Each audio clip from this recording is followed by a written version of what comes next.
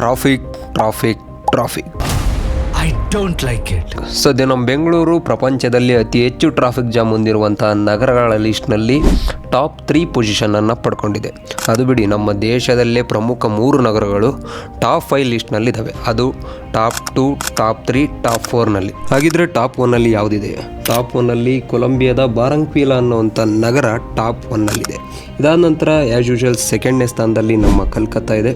Top 3ಯಲ್ಲಿ Bengaluru, ಮತ್ತು top 4ರಲ್ಲಿ Pune, top 5ನಲ್ಲಿ London. ಇದಕ್ಕೆಲ್ಲ main reason ಏನು ಅಂತಂದರೆ IT-BT ಸೆಕ್ಟರ್ಗಳು ಮತ್ತು ತುಂಬ ದೊಡ್ಡ ದೊಡ್ಡ ಇಂಡಸ್ಟ್ರಿಗಳು ಈ ಒಂದು ಪ್ಲೇಸ್ಗಳಲ್ಲಿ, ಅಂದರೆ ಮೇಜರ್ ಈ ಸಿಟಿಗಳಲ್ಲಿ ತುಂಬಾ ಜಾಸ್ತಿ ಇರೋದರಿಂದ ಕಾಮನ್ ಆಗಿ ಇಲ್ಲಿ ಟ್ರಾಫಿಕ್ ಅನ್ನೋದು ಜಾಸ್ತಿ ಇರುತ್ತೆ. ಹಾಗಿದ್ರೆ ಇದಕ್ಕೆ ಸೊಲ್ಯೂಷನ್ ಏನಂತಂದರೆ ಅದು ನಮ್ಮ ಗೌರ್ಮೆಂಟ್ ಕೈಯಲ್ಲಿದೆ.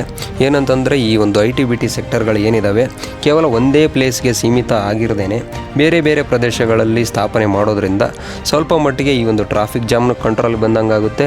ಕೆಲವೊಂದು ಭಾಗದಲ್ಲಿರುವಂಥವ್ರಿಗೆ ಉದ್ಯೋಗನೂ ಸೃಷ್ಟಿ ಆದಂಗೆ ಆಗುತ್ತೆ. ಪಬ್ಲಿಕ್ ಟ್ರಾನ್ಸ್ಪೋರ್ಟೇಷನ್ ಅಂದರೆ ಸಾರ್ವಜನಿಕ ಸಾರಿಗೆಗಳನ್ನು ಹೆಚ್ಚು ಬಳಸೋದ್ರಿಂದ ಈ ಒಂದು ಟ್ರಾಫಿಕ್ ಜಾಮ್ ಅನ್ನೋದು ಕಂಟ್ರೋಲ್ಗೆ ಬರ್ಬೋದು ಅನ್ನೋದು ನನ್ನ ಒಂದು ಅನಿಸಿಕೆ.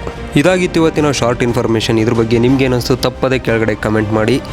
ನೀವಿನ್ನೂ ನಮ್ಮ ಚಾನಲ್ಗೆ ಕನೆಕ್ಟ್ ಆಗಿಲ್ಲ ಅಂದರೆ ಸಬ್ಸ್ಕ್ರೈಬ್ ಮಾಡೋದ್ರ ಮೂಲಕ ಕನೆಕ್ಟ್ ಆಗೋದು. So let's subscribe and connect ನಾವು ಸಿಗೋಣ ಮತ್ತೊಂದು ಶಾರ್ಟ್ ವಿಡಿಯೋದ ಮೂಲಕ. ಬಾಯ್.